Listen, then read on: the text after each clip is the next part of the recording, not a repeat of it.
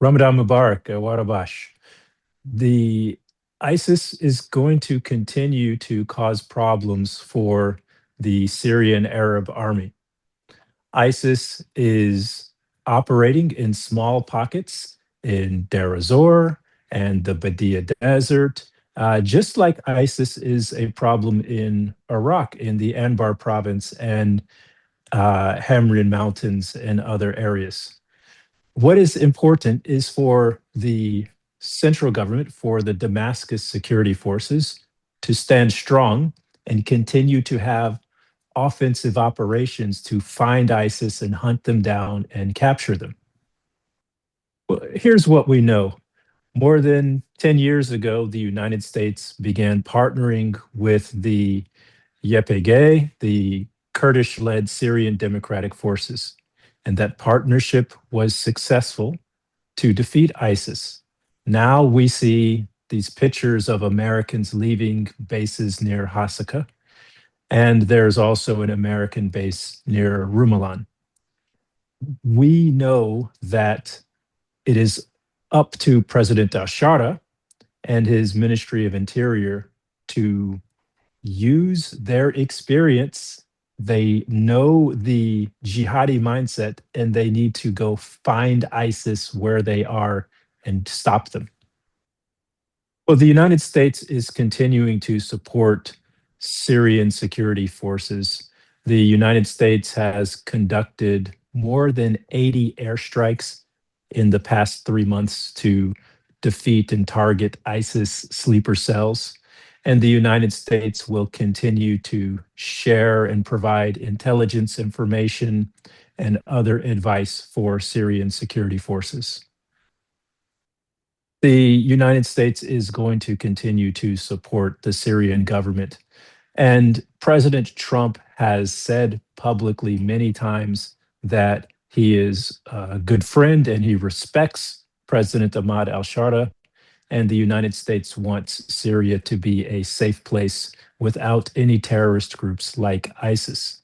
So I anticipate that the US will continue to provide funding, financial assistance, and the US will provide some advice from security forces in the region.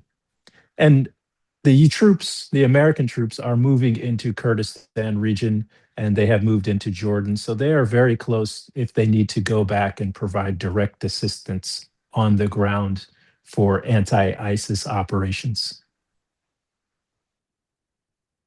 This was an American decision to withdraw. Let's be very clear. The situation in North and East Syria and Deir ez-Zor was very stable before January. And then the central forces from the Syrian Arab army decided they should begin to attack into the areas of the autonomous administration. Now we have a situation where the United States has made an assessment. The intelligence experts in the United States and the military experts have decided that it is not safe for them to partner with the with the Syrian Arab army, and its situation is unstable. The United States has decided that it is better to move into Kurdistan region of Iraq and into Jordan to have a staging base. They can come into Syria if they need to, but it is safer for the troops to live outside of Syria. Well, America knows by listening to the messages from some of the members of the Syrian Arab army that they have a jihadist ideology. They have a takfiri mindset. And America does not have the same confidence of partnering with the Syrian Arab army as it did have the same confidence with the Syrian Democratic Forces. The Syrian Democratic Forces, as well as the Kurdish Peshmerga, have always provided safe bases for US and international coalition troops. The same level of safety is not currently possible in the Badia Desert, in areas of Western Syria, and the United States has made the decision to move their troops to a safer place. Very good. Yes, the same thought process, the same decision process.